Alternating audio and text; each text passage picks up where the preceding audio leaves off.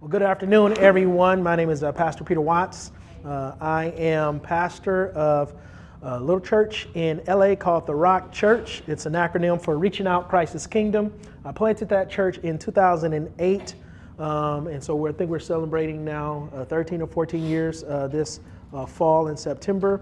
We're located on 20th in Vermont, right in between USC, right next to USC, really, in downtown LA. Excuse me.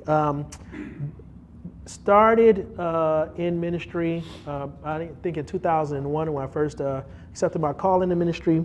My background is in education. I started teaching in 1997, elementary school in LA, second, third grade. Then in 2008, had the opportunity to start a charter school, a middle school near USC.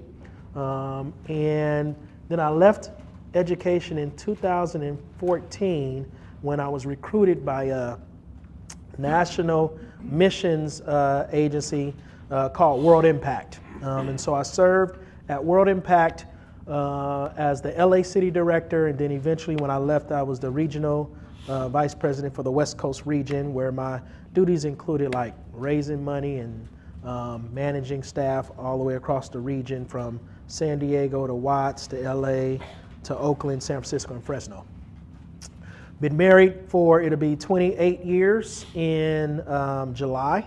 I have 3 kids, my daughter who's 30, my son who's 27, and my youngest daughter who's 24. And I just turned 35 last week.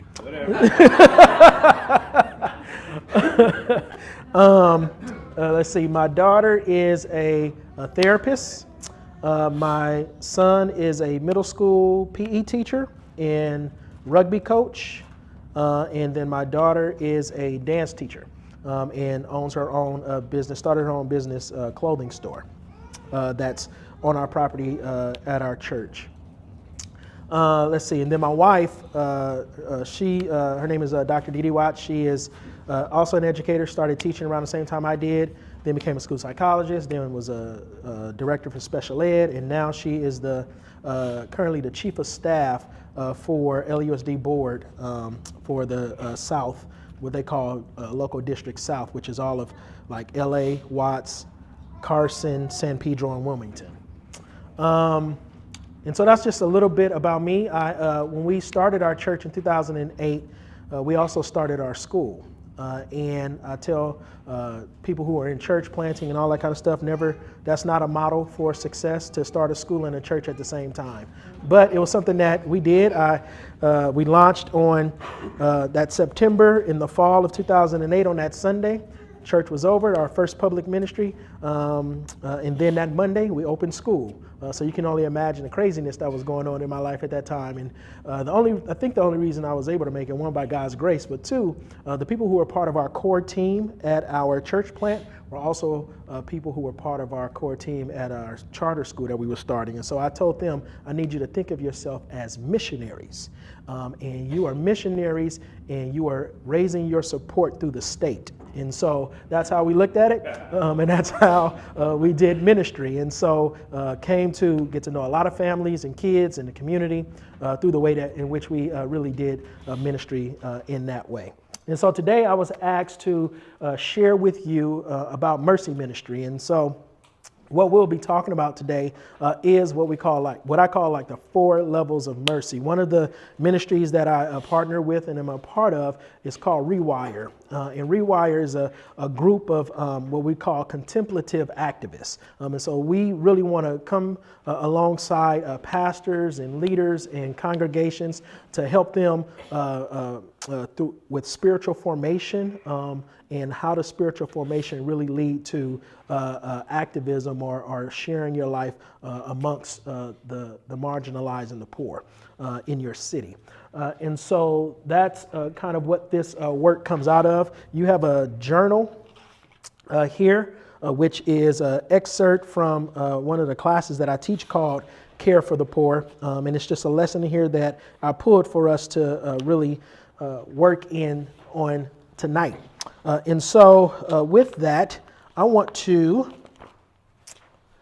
really just give you an overview of what you can expect. And so by the end of our time today, my hope and goal is to be able to help you understand the scope of ministry with the poor so that you can begin to envision in what type of ministry you could see yourself becoming involved in. And so again, when I usually teach this class, it's a 10-week course. This is one of the lesson 6, I think, of that 10-week course.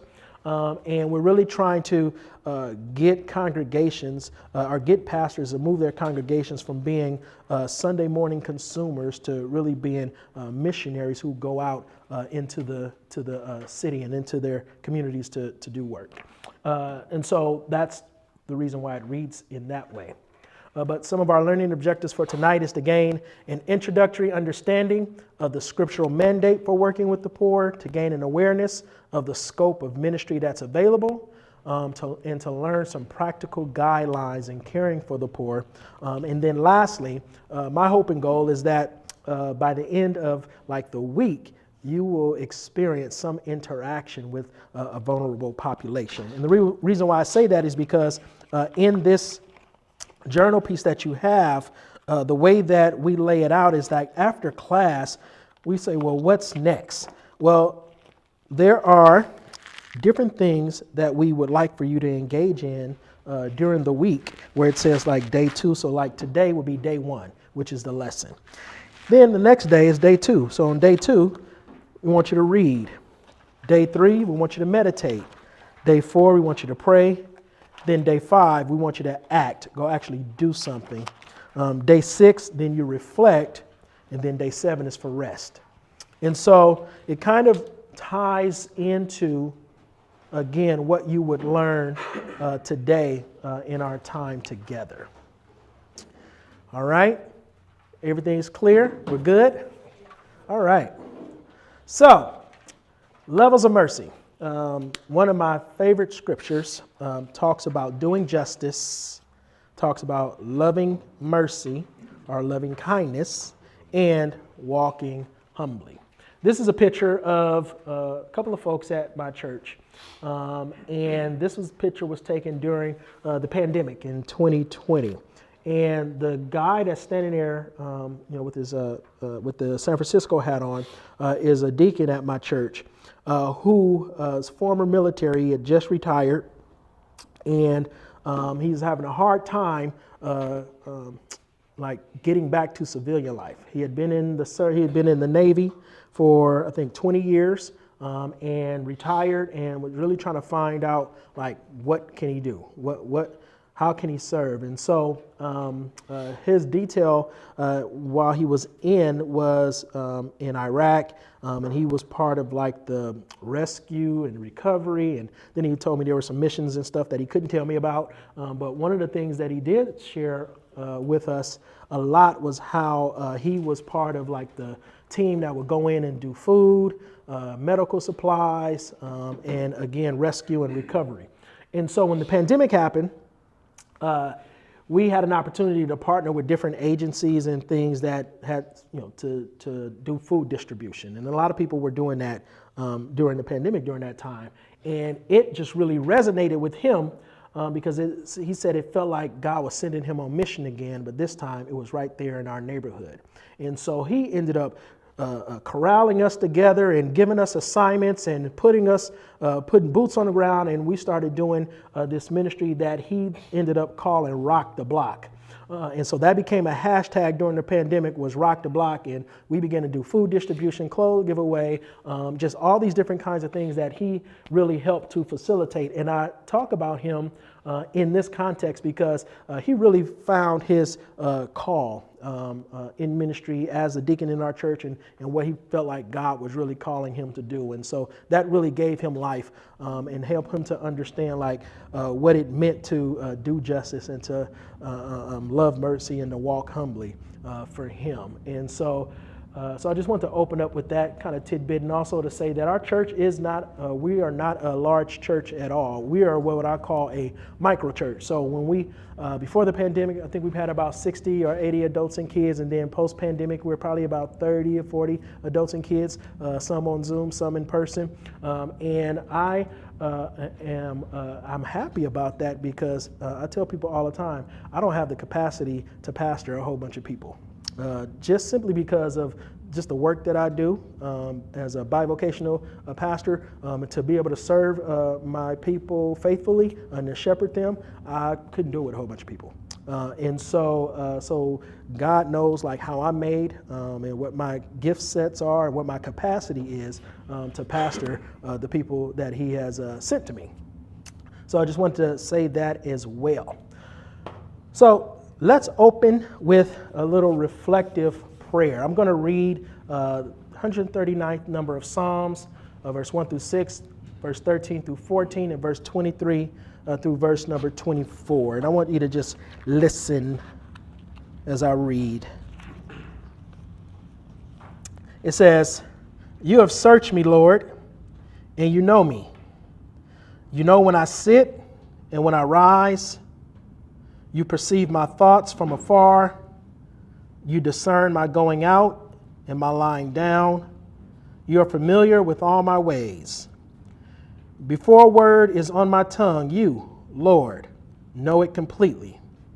You hem me in behind and before, and you lay your hand upon me. Such knowledge is too wonderful for me, too lofty for me to attain. For you created my inmost being. You knit me together in my mother's womb. I praise you because I am fearfully and wonderfully made. Your works are wonderful. I know that full well. Search me, God, and know my heart. Test me and know my anxious thoughts. See if there is any offensive way in me, and lead me in the way everlasting." I want you to rest in the knowledge that you are fearfully and wonderfully made. And to know that this means that God made you as you are and is delighted in you. And I want you to sit in that truth for a bit, that you are fearfully and wonderfully made.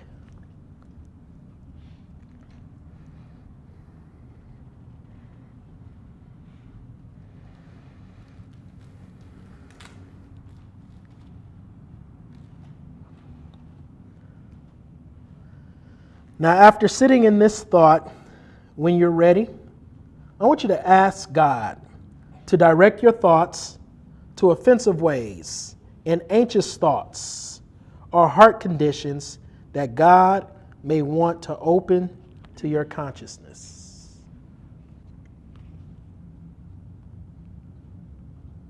Ask God to direct your thoughts to offensive ways and anxious thoughts or heart conditions that God may want to open to your consciousness.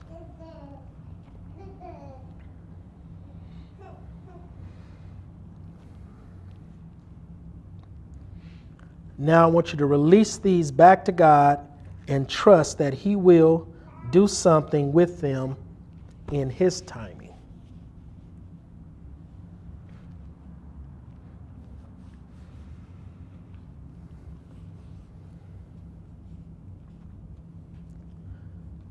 Let's pray. Lord, we thank you for this time and this opportunity to be together as your children, assembled to hear from you and to learn from your word and to learn from one another in this space. And so, God, I pray that your word is clear, that the thoughts are clear, and there's a great creativity and collaboration and what you will do in this moment.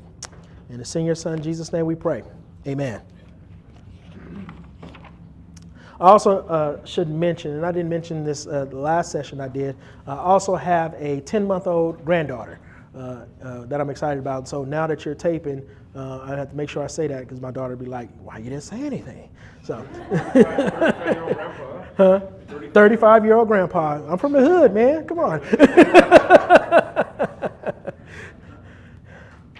So again, I told you I was an educator, a teacher, and so one of the things that I would always do when we would start a new lesson or learn a new concept is something called a KWL chart. And a KWL chart is what do you know, what do you want to know, and what did you learn? And there's an African proverb that I like that says, knowledge without wisdom is like water in the sand. Knowledge without wisdom is like water in the sand. And so what we are going to do is something called a think, pair, share. You're going to think about it, then you're going to pair up with somebody in the room to talk about it, and then you're going to share out. All right? Think, pair, share. So here's what I want you to do. What do you know? What do you want to know? What do you learn? What have you learned? And I want you to focus on the first two. What do you know? What do you know already about this topic? When we talk about mercy ministry, compassion, mercy, and justice ministries, what do you already know about compassion, mercy, and justice ministries in the context of the church? And then what do you want to know? What are some questions you may have that you are thinking about when it comes to compassion, mercy, and justice ministries? And so those are the first two I want you to think about right now. So spend some time thinking about what you know and what you want to know. And then at your tables, I want you to pair up with someone to talk about it. And then there's some sticky notes here on your table, and I want you to write those things down of what you know and what you want to know. And then pair up and talk about it. And then when you're done, we're going to take those sticky notes and we're going to place them on the KWL chart here of what you know and want to know. All right? Any questions? All right, I'm going to give you 10 minutes for this activity. Go ahead. Second time, I won't read all of them. I'll just skim some of them. So some of the comments of some of the things that we already know. We know that it's hard. It's easier to insult. We know mercy ministries are often driven by the what and how rather than the why in church today. We know that people check a box through simple ways versus meeting real needs in their community. The biblical office dedicated to it. The diaconate, not optional, not partiality. Mercy and justice is a way we embody Christ. Some things we want to know. How to bridge the gap from meeting a physical need to meeting spiritual needs. When or is there a time when you can deny someone a service? Want to know that what I'm doing or have done is actually helping and not hurting.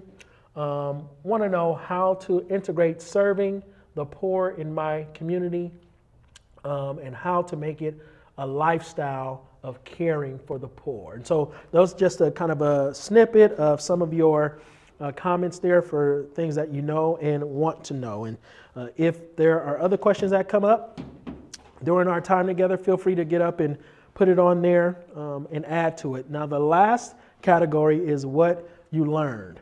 And so by the end, I would hope that there will be some new Post-it notes there. So during the time that we're together, if something comes to you, it's like, write that down and prepare. You can do it during the class time or even after to put up there of things that you have actually learned. All right? We're good? Excellent. Like I said, one of my go-to scriptures is Micah 6:8, where it says, He has told you, O mortal, what is good and what does the Lord require of you, but to do justice and to love kindness and to walk humbly with your God. And so today we're going to talk about 4 levels of mercy. And these 4 levels of mercy we look at on a continuum of relief, development, community development, and advocacy. And when we think about development, think about human development. So relief, human development, community development, and advocacy. You can write in those. Those are your in your journals here. You can write in there. There's a space there for you on page 66 where it has the class outline. And there in the back are 3 Post-it notes with the same continuum of relief, development, community development, and policy advocacy. And if there are ideas that come to you that fall within that category. Once you learn like how I'm defining those categories that come up for you, you think about ministries or you think about organizations that embody that, feel free to write it down and put it on that post-it note up there as well. So let's start with this quote. There's this quote that we all know and have heard where it talks about fishing. And it says, if you give a man a fish, you feed him for a day. And if you teach a man to fish, you feed him for a lifetime. Well, Ron Swanson said, I got one better. He says, give a man a fish and feed him for a day. Don't teach a man to fish and feed yourself. He's a grown man and fishing's not that hard, right? And so as we are looking at the continuum of mercy ministry, I want us to think about it, not in the frame of Ron Swanson, but really in the frame of this proverb that we have heard before about giving someone a fish and then teaching them to fish along the way. So the first one we start with is relief.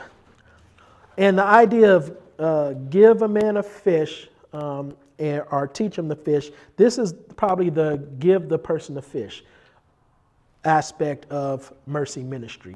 And so fish will have been given. And when we think about, again, relief around mercy ministry, we say that every community in need will have some people who will help rescue people from the snares of life. So fish will have been given. These are ministries like thrift stores, feeding programs, and emergency shelters, just to name a few. So when we think about relief and we think about mercy ministry, what other kind of relief type ministries can you think of when you think about that concept of relief and mercy ministries, with the examples being thrift stores and feeding programs and emergency shelters? What other kind of relief type ministries can you think of? Would rehabilitation programs fit into this one? Say it again. Would rehabilitation programs? Rehabilitation programs? Could be, yep. What else?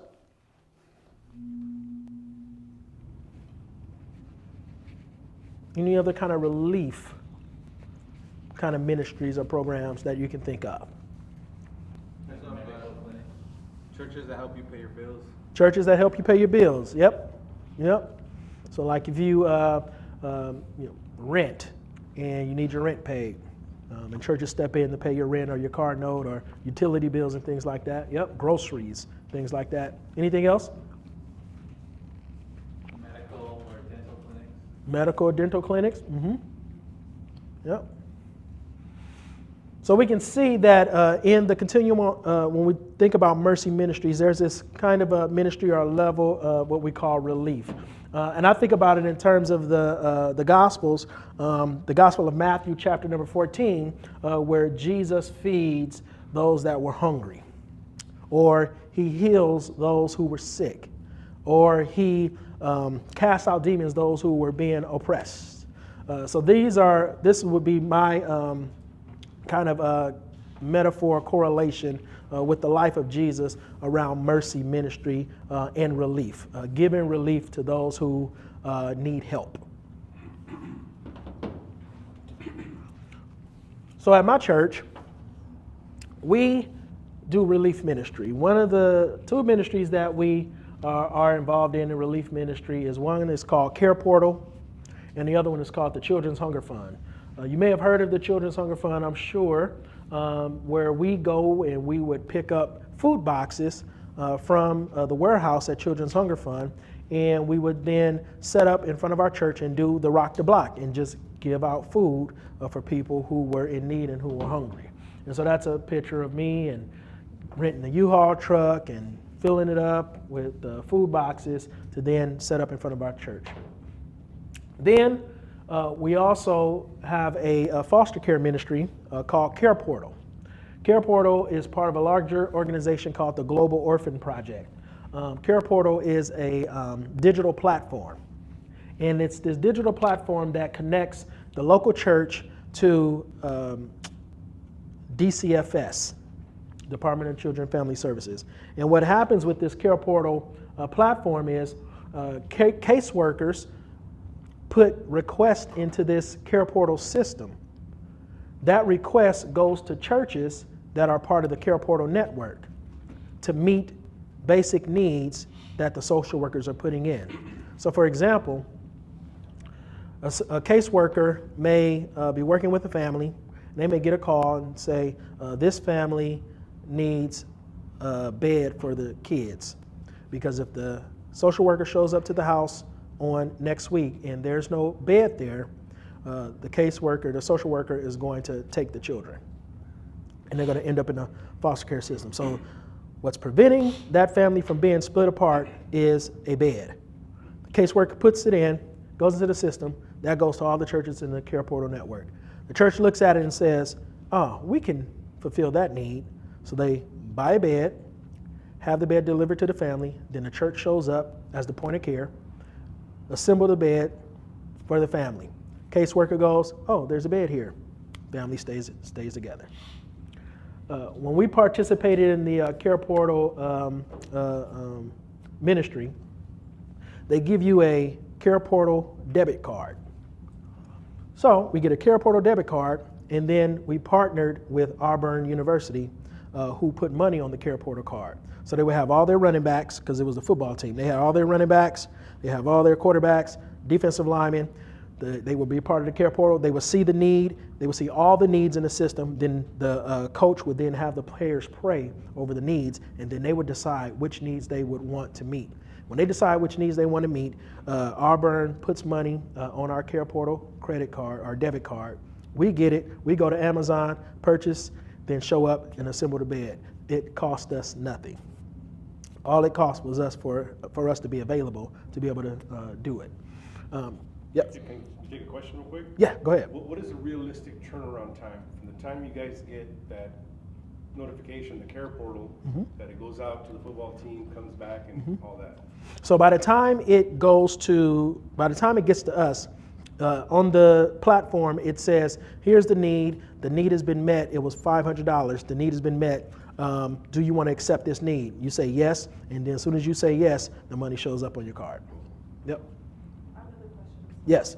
Is that connected to a specific office in DCFS? No, it's not.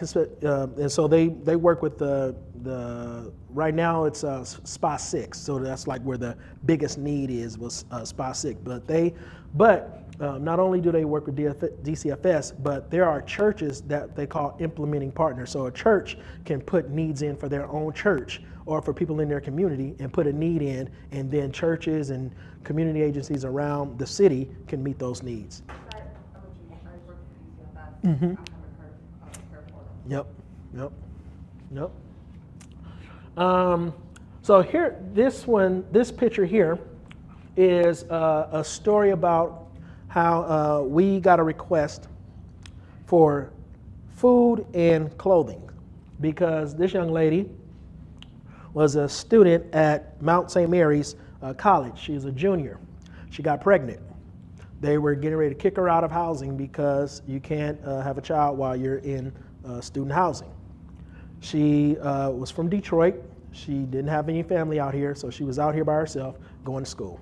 We got this Care Portal request that this pregnant mother needed food and clothing and housing eventually. And so when we got the request, we connected with the caseworker who then connected her with us. So we went and picked her, because Mount St. Mary's is close by our church. So we went and picked her up, brought her to the church so she can get food. And then when we had our thrift store, she got clothes for herself and her newborn that was soon to come. And we just talked with her and prayed with her. We then developed this really long-lasting relationship with her, where throughout her pregnancy, we really prayed with her, coached her, mentored her, did a virtual baby shower for her, was just being a point of care for her. 3 weeks ago, this is me at her graduation and her son, who's now 1 year old. And so you can see how this relief ministry, and again, just this one in particular, Care Portal, allowed us to develop a long-term kind of relationship with someone who was in need, who was on the verge of just disaster. Being a college student, getting ready to drop out, not knowing what to do or where to go. And so we helped her secure housing with family housing at SC. They have student housing for families, and so she lives in student housing at SC. She now did an internship and got offered a job, and so it's been really good for her. So that's kind of a really good story that I like to share about just relief ministry. Any questions? Comments?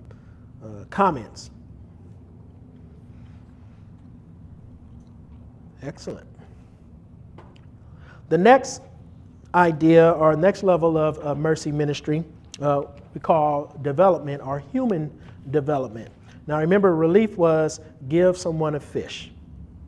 Well, the next kind of level of mercy ministry is human development. And the whole idea of the fish is now let's teach them how to fish. Why is it important to not just give a fish, but then begin to teach people how to fish when it comes to this analogy of the fish in the pond and all that stuff? What's so important about that? And why do you think it's important? Be self-sufficient, self-sustaining. Self-sufficient and self-sustaining. What else? Give someone a fish, teach them how to fish.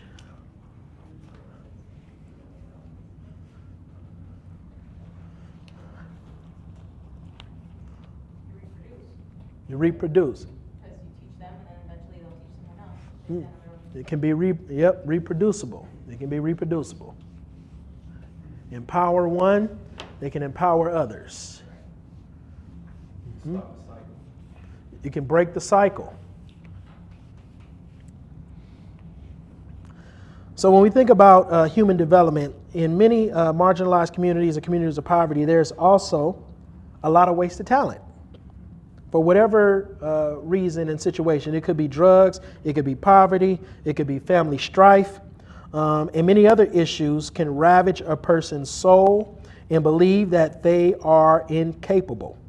But programs that offer development of the human spirit and the person are crucial. And again, these programs are called development because people need to be taught how to fish. These programs include addiction recovery programs, home ownership, job training, spiritual renewal programs, entrepreneur training, and just life skills in general.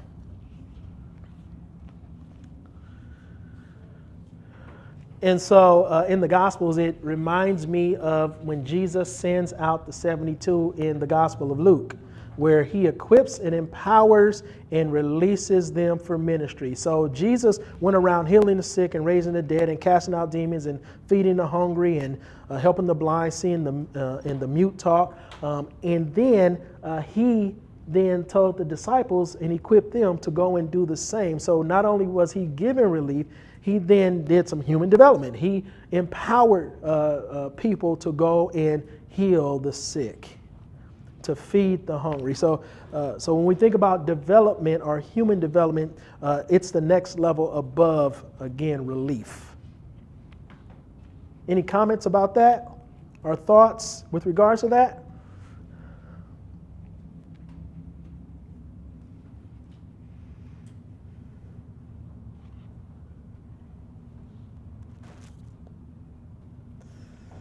So when I was at World Impact a couple of years ago, we did a human development program, what I would call a human development program, and this was called the Siafu Leadership Home. And essentially what we did was we would go inside of prisons and we would do these what we call TUMI classes, theological education classes with men and women who were incarcerated. And a lot of times those men and women would then feel called to ministry, called to plant churches, to pastor, to just be involved in ministry in some way. And when they would get released, they didn't have a place to begin to exercise or to continue the development of those gifts and cultivating that call that they had. And so, yes. And so we decided to do something called Siafu Leadership Homes.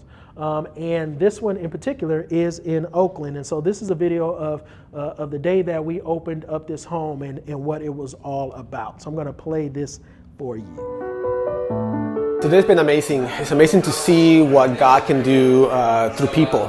When people come together for a common cause in the service of others. So often these guys come out and ex-offenders are just like second-class citizens. Even though they come to know the Lord in prison and they're on fire, there's just not a lot of opportunities for them. Today is our opening house of our Siafu Leadership Training Home right here in the Bay Area in Oakland. Essentially, those folks who are returning home from prison, who have been taking TUMI classes and leadership training classes while in prison, we want to be able to connect them to our Siafu Leadership Home to continue training them for ministry. And so the goal is to work with these men and women as well to be the next pastors, to be the next church planters, to be the next deacons and elders in the local church. It's funny how it happened. There was a home not too far from here that closed down. When it closed down, I had already had 3 guys in my TUMI class that were committed to going into that home. I was praying like, God, man, what am I going to do? I promised these guys a space, and man, I don't know what to do here, Lord. You got to do something. Funny thing happened. Paul Chan called me and he says, hey, I got a house for you. And I said, what? He said, yeah, 1717 10th Street. It's yours to do what you want to do with it. I already know what I want to do with it. He said, what? I said, I want to make a reentry home. I can remember coming to this house probably 5 or 6 months ago. It didn't look anything like this. It was just a dream that we would be able to fix it up, and I'm just astounded by what God has done. Man, me and Bill, we came and inspected the home, and man, it was bad. It was ugly. It was ugly. And then Bill said, well, man, I got this guy, Matt Branner, at my church, and he's a construction guy. Property was in pretty bad shape. We had leaks in the ceiling, flooring, and really nothing livable. And we were lucky enough to put a new roof on it, put flooring and paint with the help of a lot of individuals, and get this place habitable. Really excited for the use, and just seeing this as a place where people can land on their feet and get a great head start and do Christ's work. Bob Eagle called me, he said, praise the Lord. I'm like, okay, what we praising the Lord for? And he says, Atascadero Bible Church just gave me $10,000 for you guys to furnish the home. We, as a church, have been praying for a partnership where we can see an Indigenous leader planting a church in the inner city, and we're just so grateful for the connection with Bernard and with Kyle, and now seeing James here entering the house. Atascadero Bible Church is praying for you guys. We're standing with you guys, and we just want to see the Lord start a movement up here, and we want to see churches planted and lives transformed. So praise God for what you're doing. One of the things that you should know, is, if you don't already, is that Siafu is the name for an African army ant, right? That by itself is very, very squashable, but together, I mean, when they move in a group, they're completely unstoppable, right? Elephants move out of their way. And that's the vision for this home, that the men in it, they would know that they are part of an army, not just on their own.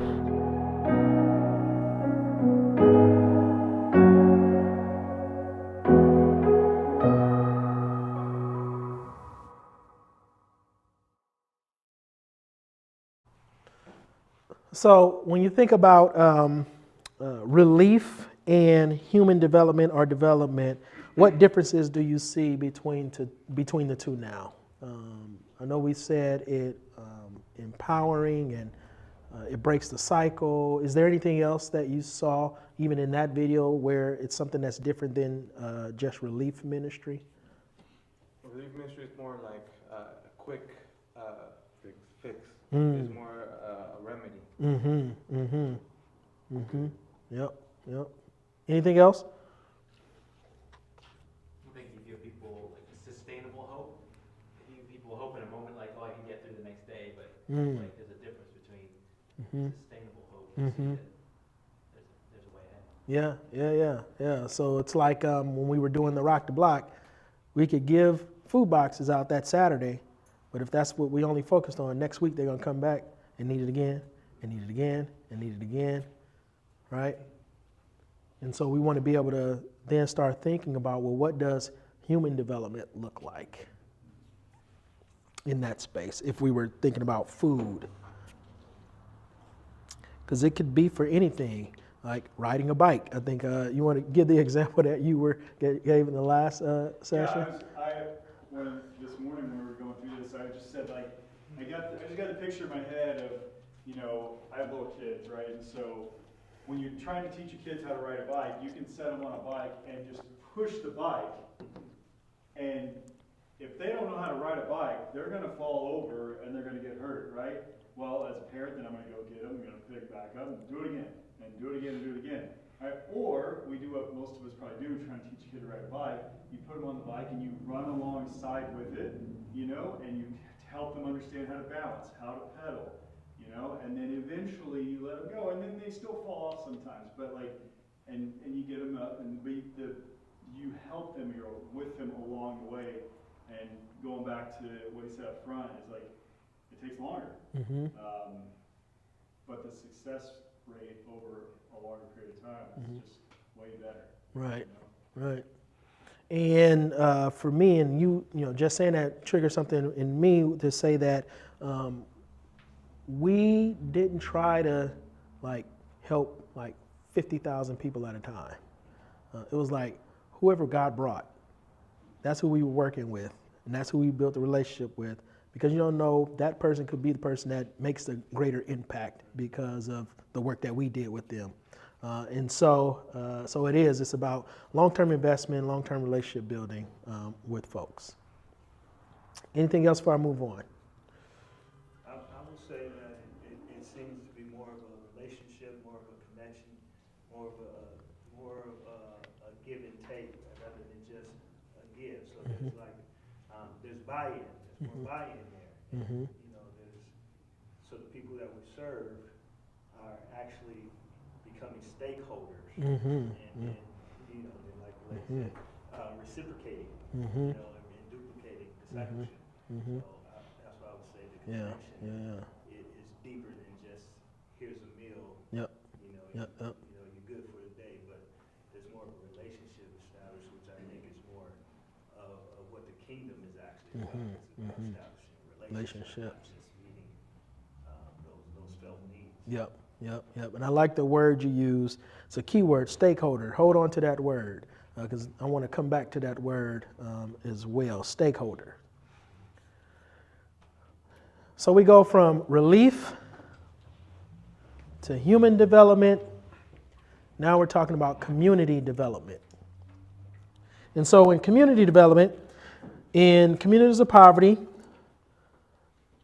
it must have some ministries that take the long view and ask how our community can, as a whole, rise from the ashes and develop into a thriving place for families.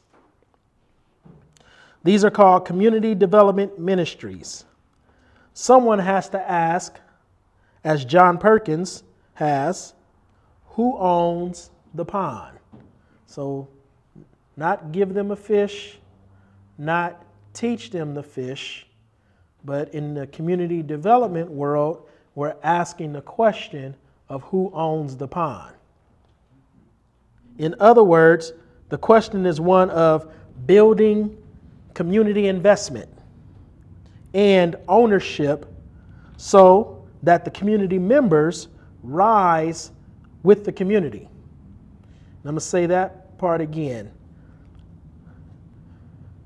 That question of who owns the pond is a question of community investment, or building community investment and ownership so that people in the community can rise with the community. And these are ministries such as leadership development programs, low-income housing and building projects, churches united in mission and strategy, and school enhancement programs.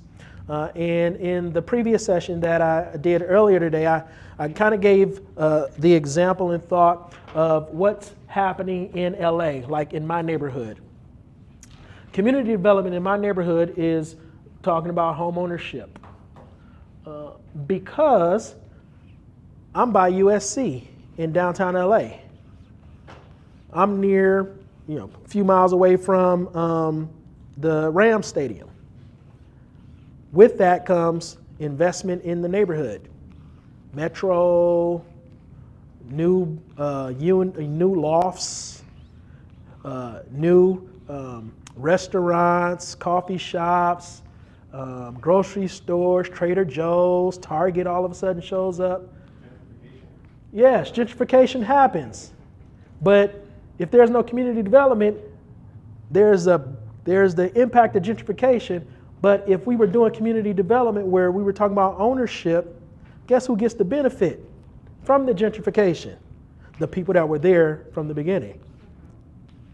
The problem is that when gentrification happens in under-resourced neighborhoods, the people who were there can't afford to live there anymore because, like in my neighborhood, 2 blocks away from me, a new apartment building was just finished. It opens in August.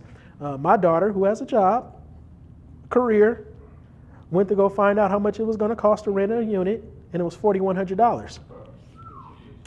She cannot pay $4,100 a month by herself, right? And so that's what happens. You get priced out, then you have to move out, and so you end up moving, to the outer, communities and Inland Empire and San Bernardino, Riverside, and and because I'm in education, LAUSD is trying to figure out why they have a dip in enrollment.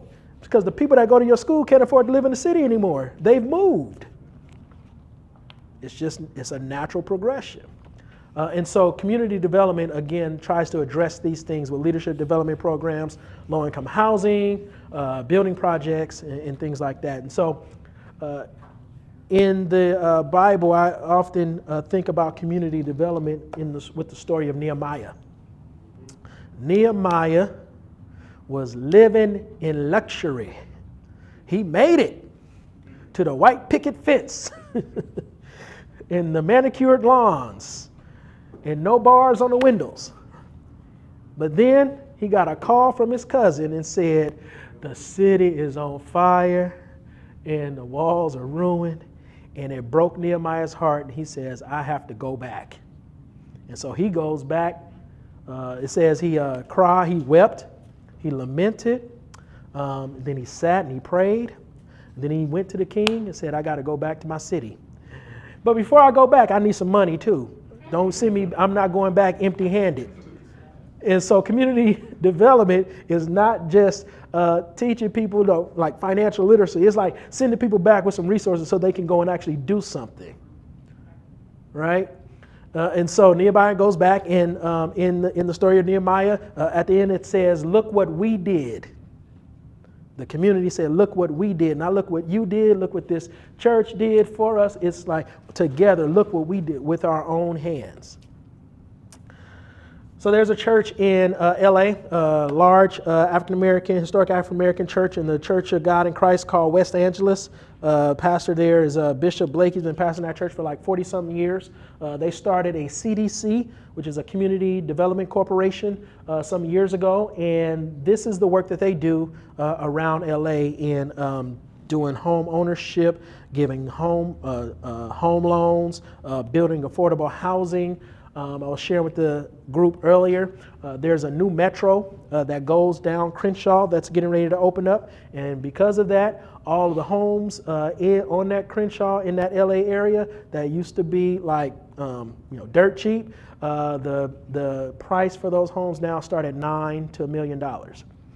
And so if you didn't own, or if you owned a home there, you are benefiting from what's happening. And so West Angeles has really been a key, in their community development organization has been really a key in keeping that community, in particular this African American community in Crenshaw, Lamert Park, View Park, Baldwin Hills area, continuing to benefit the residents that have been living there for years. And so this is just a short video about West Angeles and what they do in their Community Development Corporation.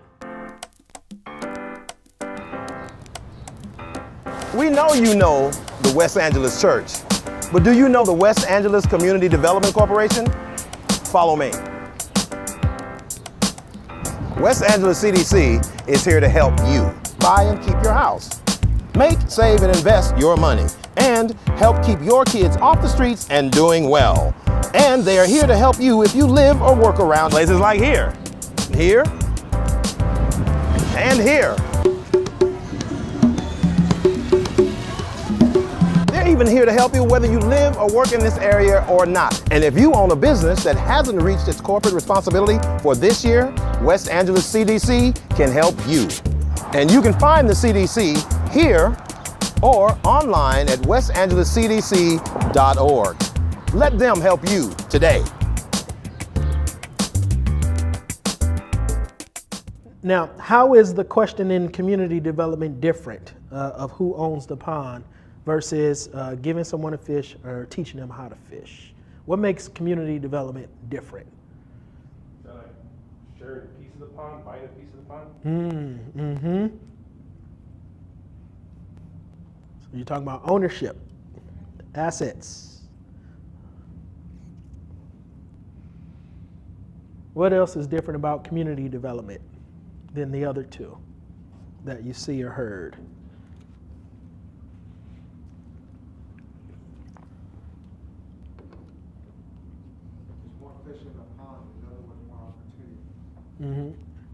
Explain more, unpack that a little bit more. What do you mean?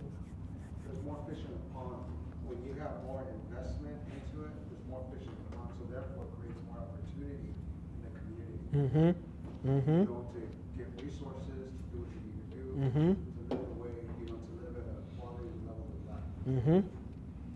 So it's almost like we're moving more from individual kind of one-offs to building again to more kind of systemic wide kind of change that we would want to see, an investment that we want to see. The word that comes to mind for me would be empowerment. Empower the people feeling empowered or being empowered to do something with the help of others. Yep. This one probably takes the longest. Probably takes the longest. Why? Why do you think so? I think in some cases, like leadership development, it will take years before you see someone mature into the leader that you're building them up to be. Which actually, for me, I have a question about it. Go ahead. Yeah, go ahead. Don't you find it living in LA that the prices, for example, home ownership, is going up too fast? That there's no way for us to catch up when it comes to raising people up or equipping people. By the time they're ready, it's too late. Could be. Could be.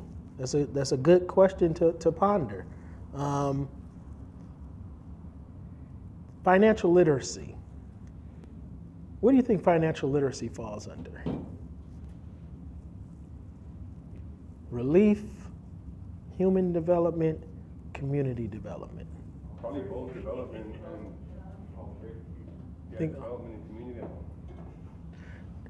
Tell me why you think financial literacy would, say, be part of community development.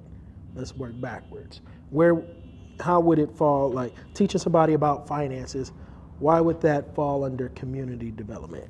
The back? Because you have to budget in order to live or sustain yourself in a place that you want to live in. That's why it's important. If you're spending wasteful spending, you're not going to be able to live in an area where you feel called to be at.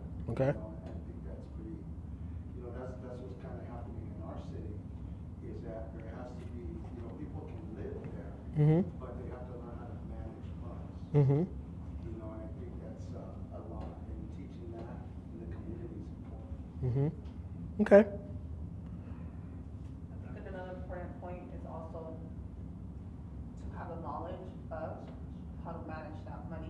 Because if you don't, a part of teaching is also assessing to be moving forward. If you don't have the networking or the knowledge to be able to seek those resources, how do you move from just the development, being the stagnant? Okay, so being able to, like you said, manage, and then you said being able to network to be able to access resources.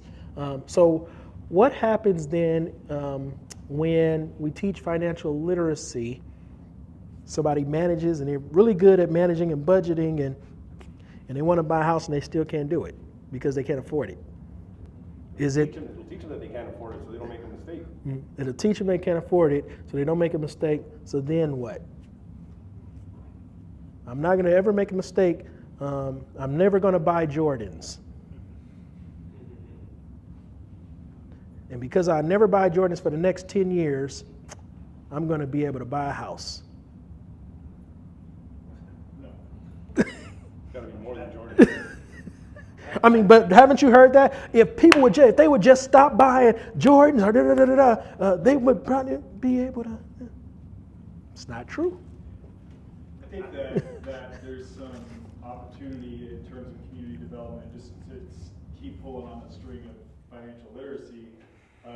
It's not just about budgeting, it's about understanding what opportunities are out there, what grants are out there, what particular loans are out there, because there's probably more than people realize. I know with what my wife does, she understands, like, in terms of college scholarships and opportunities that are out there specifically for special needs. It's like so much funds go untouched every year. So there is this aspect of getting as much knowledge about finances so that you know where the opportunities are and get access to those opportunities. On the human development side, I would argue that community development addresses financial literacy by saying this community development organization is going to work with Wells Fargo to ensure that Wells Fargo does an investment in under-resourced neighborhoods by providing low-interest loans and down payment assistance. So now I have knowledge, but this community development organization is also creating a lever for me to get access to ownership. Because again, I can have all the knowledge in the world, but if I don't get access because somebody's doing it or providing that access by providing affordable housing, like I think about Habitat for Humanity. Giving people access. That's community development, right? So it's a hand in hand when it comes to these things. Any other thoughts? Or I would kind of add to that financial literacy is more than just personal, learning about how to manage your personal finances, but also from what you were describing, what's happening in Burnt Park and along Crenshaw. It gives you awareness as to how everything works, right? So when you talk about those in underserved communities, like what just in the last 3 minutes, what you shared about what's going on in around West Angeles and what they've been able to tap into with their CDC, which I'm really very familiar with. I was ordained by Bishop Blake, so I know all about these guys and what they're doing. But just that awareness as to this is what's happening in the community. And when Brother said gentrification, that's exactly what was in my mind. But then also understanding that gentrification doesn't necessarily mean a negative thing that's happening if you know what's going on. If you're aware of how building a stadium down in Inglewood, how that affects how it just changes the whole game, right? And then you look at all the folks that own homes, all the minorities that own homes in that area from GI Bills coming home from the war and were able to purchase property, and now seeing that property have this astronomical worth today, but it's even going to be even crazier down the line. And having the wherewithal and the understanding to know that you don't have to just take the quick buck Mhm. today, Mhm. you know, because what you're saying, yeah, those houses are worth $1 million now. Right. In 5 years, Mhm. they're going to be $1.5 million. Even if it crashes, Yeah, it's so- still gonna. Yeah, so that with like a community development corporation and what you're talking about, how that brings in an aspect of ministry Mhm. that can minister to these real things that are taking place in the community that can help those folks who have been in those communities Mhm. to stay in those communities and not be driven out to where, you know, they're just left with a remnant. Right, right. But the financial literacy aspect and all of that helps us to at least know that we have a path to, you know, even building generational wealth. Mhm. And not just taking that quick buck and Mhm. you know, moving out to where I live, Mhm. like I did to the Fontana area. Mhm. Which has been a pretty good investment too. Right, right. Because because yep, Happens yep, in LA, yep. 10 years later, it Exactly, happens to us. exactly. The gosh, I was going to say something. I can't remember now, but yes. Yeah, go ahead. I'm sorry. So I think that's great, and it's good to hear that there's ways for us to empower communities. But what do you do with those people like, for example, your daughter, Mhm. who has a career and still in a neighborhood that's where she's priced out? Mhm. I'm assuming she's well informed about the ways that she could find a home, but Mhm. as you know, homes are just being bought left and right. Yep. Probably in your neighborhood. Yep, yep. So, Is there a way still to help those people? So the way that we help, like you said, you use my daughter as an example. So my oldest daughter, her and her husband bought a house out here. She lives in Stanton, right next to Knoxberry Farm. They bought a condo. And we told them, and this was during the pandemic, that everybody lived in our house. And we told our kids, we're never going to kick you out. You can stay here rent free as long as you're, of course, working. And the money that you would have paid in rent to live in LA, save it. And then when you're ready to move, instead of paying rent, buy a house. So that was one way in which we helped our oldest daughter and her husband get a house, get into the housing market. And they've been homeowners for 2 years now. So our daughter now, who is looking now, my son did not follow the plan. The middle son, he was like, I want to get out, I want to get out. So he moved to a house, to an apartment that's 2 blocks away from us, and he's paying like $200 or something like that for rent. I was like, you're crazy. I wouldn't have done it. We told you didn't have to move. Our youngest daughter, she's always looked at her 2 older siblings and saw how they got disciplined. Was like, yeah, I know not to do that. I know. And so she is like, oh, I'm not going anywhere until I can buy. But the way that we envision helping her is because of where we live and because we own our home. And because of the effects of gentrification, we would literally pull money out of our house and give her a down payment to go buy a house and then have her pay us back. So that's personally how we are planning to help our kids, because that's what was done to us when we bought our first house when we were 23 years old or something like that, when my wife's mother gave us down payment to buy our first house in Compton, and then we paid her back. And then that's how we got into the housing game. So it was through, I guess I don't think we have generational wealth yet, but we have a start. Thanks for sharing. Mm-hmm. So if y'all can talk to my son, please help that brother out, because he don't listen. So then the last aspect of Mercy Ministry is what we call policy advocacy. Policy and advocacy. Now, every community of poverty became that way, not just because of its residents. Like, it wasn't because they made bad choices. Outsiders, like government, business, and outside residents, made decisions and took actions that contributed to making that community poor. Even indecision and inaction have negative impacts. Not acting is acting. Nevertheless, systems get created, and sometimes those systems hurt people. Lines are drawn, and kids get left out of good education systems. Banks and supermarkets make decisions not to invest out of unmerited fear. Someone has to ask a different question, and the question is, who is poisoning the pond? If the pond is being poisoned by outside influences, then it won't matter who owns it, it will be worthless.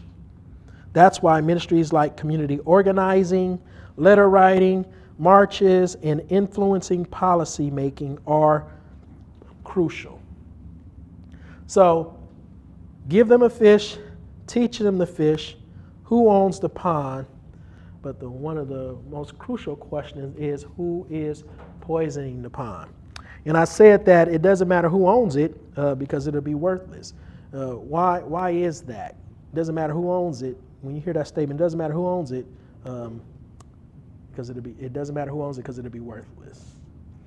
And I think about communities like where I went to high school.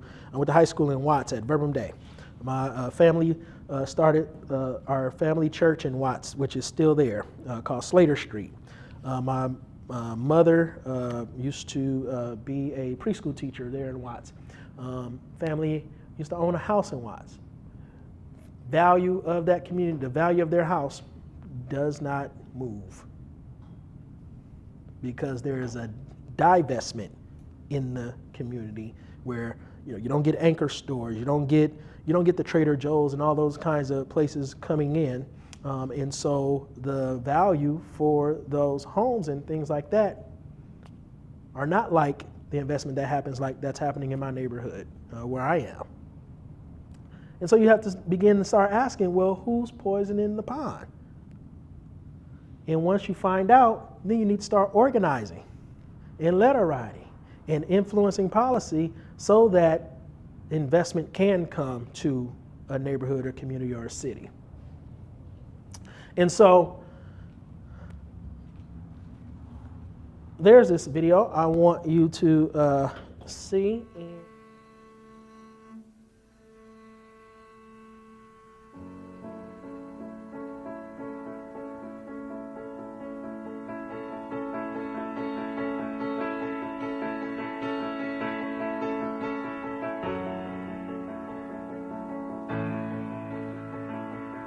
Para mí la visión de Agro es esa, que las familias tengan donde trabajar, y puedan tener su tierra para que los hijos puedan estar mejor.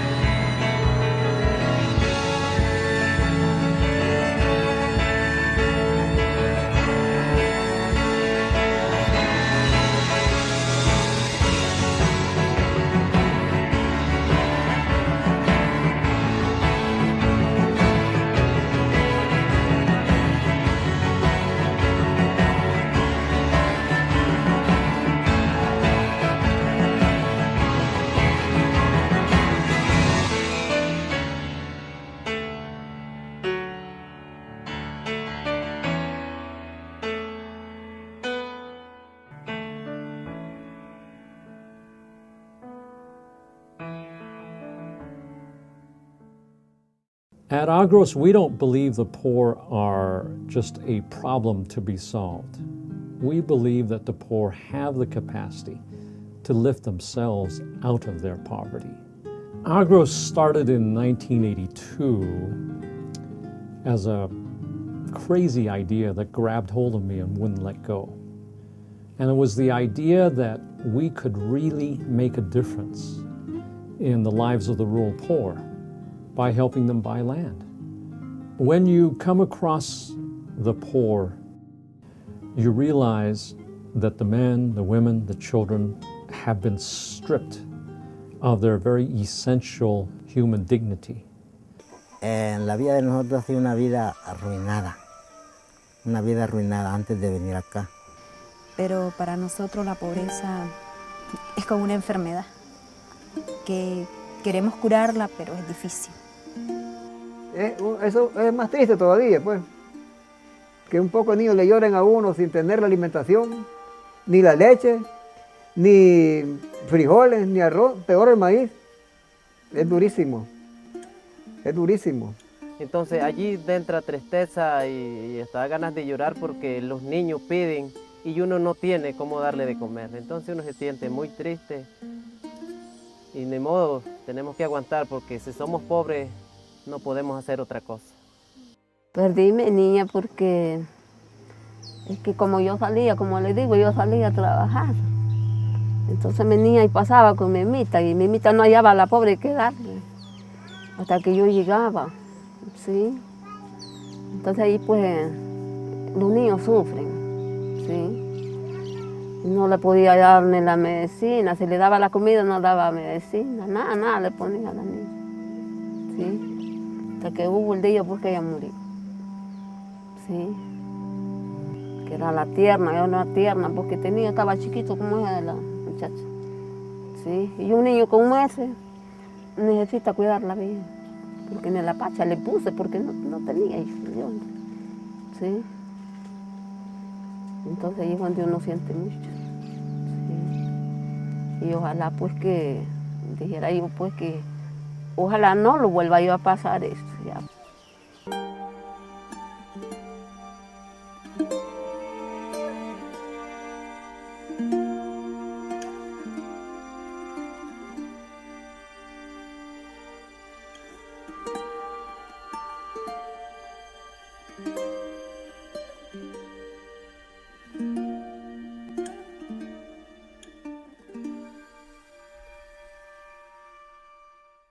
$3 billion people in the world today live on less than $2 a day. 2/3 of them are in rural areas where land is the most important source of opportunity. It's the most important source of food, of income, of access to credit, of wealth, power, and status. Landlessness and poverty are intrinsically linked. Ya nosotros, porque no tenemos tierra, por eso quiere decir que estamos sin nada. Nosotros estamos completos. Tenemos pie, tenemos las manos, tenemos los huesos, pero a razón de esto estamos un poco bien jodidos. ¿Por qué? Porque no hay tierra. Mi preocupación era porque no teníamos a dónde vivir, pues, no, las tierras, nada, pues, solo trabajando en haciendas, sí, pues andamos rodando. Sí, lo que es la pobreza, muchos de los que estamos aquí, pues, pobrecitos, vivíamos trabajando a los ricos. Jornaleros se les nombra eso, o emigrantes, pues también, emigrantes, jornaleros, trabajando en los patrones grandes. Teníamos que hacerle trabajo al patrón que ella, yo, mis hijos, a mí me pagaba, pero a ellos no les pagaba y tenían que trabajar.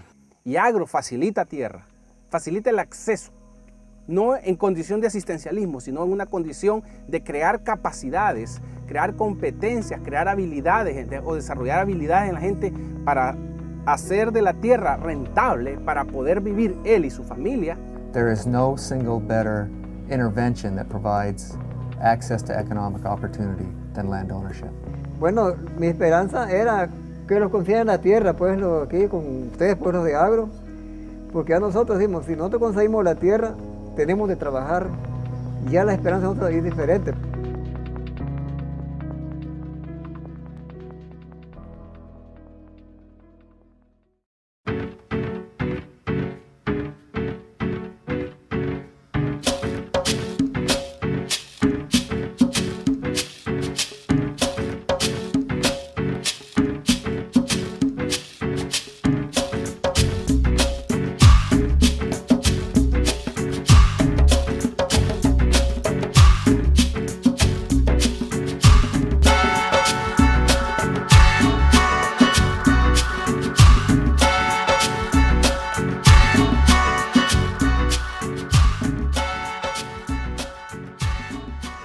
We know that having access to land is essential, but if you want to truly help people overcome poverty, you've got to look at more than just economic issues.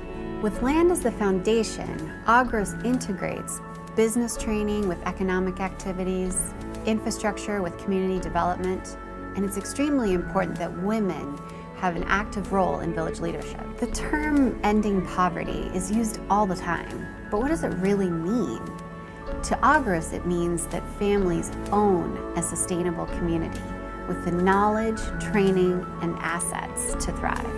I don't know of another organization in the world that has a model of holistic community development that is built on the foundation of land ownership. Porque al hablar de agros, para mí agricultura en diferentes sectores, no solo en plantación de plantas en producción, porque estaríamos hablando también de cómo la formación de líderes, familias y líderes en la comunidad.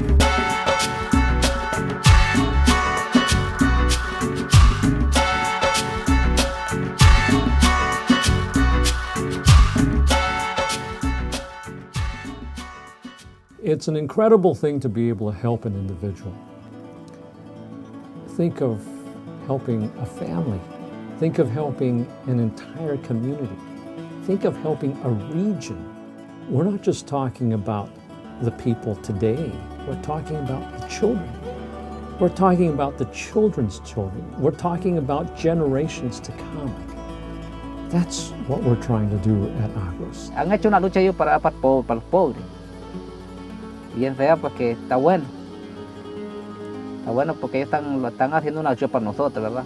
Y nosotros vamos a luchar para nuestros hijos también. Bueno, los sueños de las personas en esta aldea es siempre seguir adelante, salir pues de la pobreza, porque es lo que más buscamos nosotros.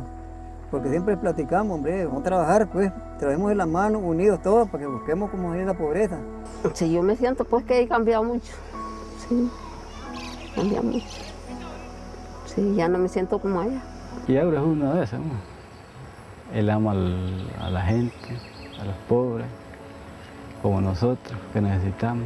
Él los ha dado la mano. ¿Sí? Para mí es amor. Sí, de gran manera para mí Agros ha sido una mano de Dios, me ha dicho que vino aquí para que los ayudara a nosotros los pobres, para vivir mejor, no estar, digamos, viviendo que necesitamos esto, ahora nosotros tenemos tierra, lo que les toca es trabajar para vivir mejor.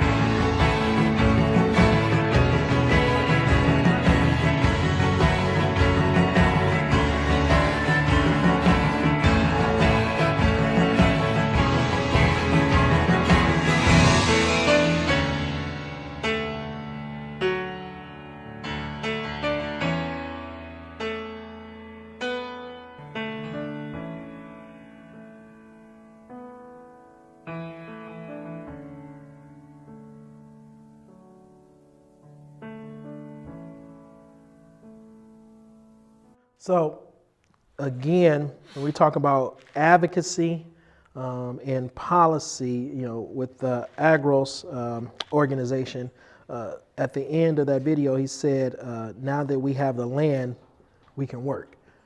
Meaning that they leverage whatever resources they had at that organization around policy and advocacy and whatever resources to help those people get the land, own the land, so that they can cultivate it and benefit from the land that they actually own now. The last example I'll give you with regards to policy advocacy is the work that I do, again, in education. And so this started back in 2018 and 19, where we were doing some advocacy work around black students in LAUSD. We found that there were 50,000 black students in LAUSD, and if they were their own school district, they would probably be the 7th largest school district in the state. But we also knew that they were one of the lowest performing demographics in LAUSD, and there was no attention being paid to it. And so we wanted to make sure that LAUSD was paying particular attention to black students and the resources that they needed in order to have higher graduation rates, college acceptance rates, reading and math rates, being identified for gifted and less for special ed, and all those different things that come along with it. And so this is some of the advocacy work that we did. We're here tonight to push for change on behalf of Black students in Local District South. Our team of parents have been listening and building relationships for the past year to address the academic and social needs that restrict Black students from being successful in our public schools. We do this by organizing ourselves, our community, and people like you that want to see Black students excel, flourish, and reach new heights at LAUSD. So now here we are, representing over 50,000 Black boys and girls. That's enough people to fill Dodger Stadium.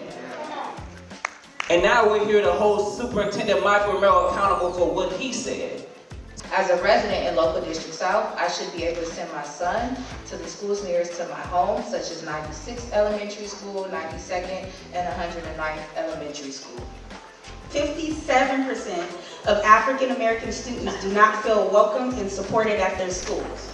After sorting through my own thoughts around fighting to support my daughter's success in school and keep her encouraged, I realized that there is no real systems within LAUSD in place for Black student achievement and to meet the social and emotional needs of students. This year, not just here today, to say I'm going to be unapologetic about how we have to do things differently, specifically for African American kids. He will commit to creating a plan specifically for Black students that promotes culturally proficient schools and academic growth and success. And he will draft and create this plan with us by May of 2020. He will implement a 10-week math intervention program for up to 40 Black students per school in the Achievement Network schools. We know this is a first step, an important one, but a first step. We plan to continue to do our part, and we want you to do yours. Thank you for your commitment to standing with Black students, and we look forward to continuing this partnership. Be blessed. So as I end with this, with policy advocacy piece, today, the work that we did back in 2019 and 2020, the pandemic hit, LAUSD stopped talking to our advocacy group. There was an election that took place, and a school board member that we had a meeting with had won that election, and then my wife became her chief of staff. And from that point, we were then able to engage with LAUSD again with our group, and was part of developing what they call the Black Student Achievement Plan in LAUSD now. And we were able to redirect $25 million from LAUSD's budget to go directly to that plan.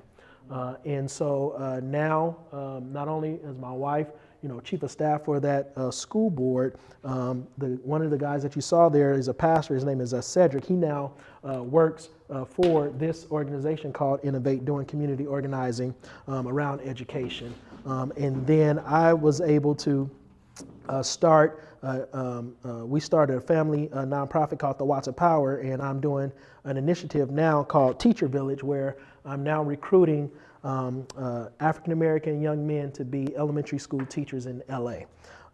And so that is kind of a result of like advocacy, policy change in real time in LA around the, in the world of education. And so you go from relief to policy advocacy in whatever area it is, whether it's food, healthcare, education, prison reform, criminal justice, whatever it is, you can go from relief again to advocacy. And because we're out of time, this is another piece of what was happening in my neighborhood during the pandemic with fires and homeless encampments, and this was a picture of people in my home from my neighborhood and from our church, and we organized, got on city officials and law enforcement and worked with them, and we ended up in the LA Times to talk about this whole effort and policy and advocacy work that we were doing just in my neighborhood. Closing thought is that it takes a whole array of ministries to bring healing to communities of poverty. It takes mercy, human development, community development, and policy advocacy. And I believe that each of us is called to be involved to some degree in all levels of mercy ministry. However, there may be one to which you are particularly drawn and one that connects deeply with you. And so this week, I want you to reflect on the levels of mercy that we talked about tonight and write what you find most intriguing and what might this particular kind of mercy ministry look like in your life. Amen? Amen. So as we prepare to leave, if there are some things that you wrote down that became an aha or something that you learned, just make sure you put it on the chart there before you leave, because knowledge without wisdom is like water in the sand. Charlie? Thanks, Pete.